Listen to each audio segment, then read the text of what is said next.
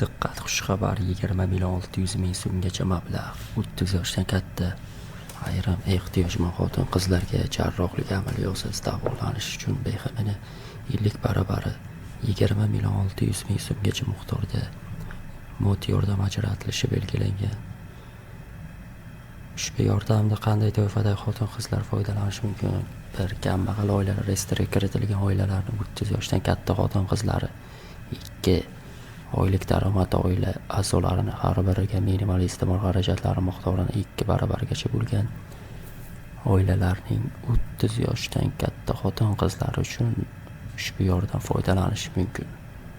Ushbu yordamdan necha marta foydalanish mumkin? Qaror talabi bo'yicha ushbu yordam turidan 1 yilda faqat 1 marta foydalanish mumkin.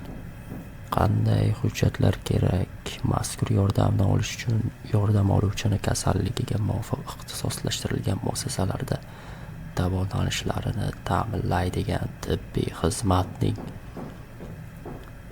xizmatning qiymati ko'rsatilgan hamda matrisali shtrix kod QR kodga ega bo'lgan yo'llanma talab etiladi, deyiladi xabarda.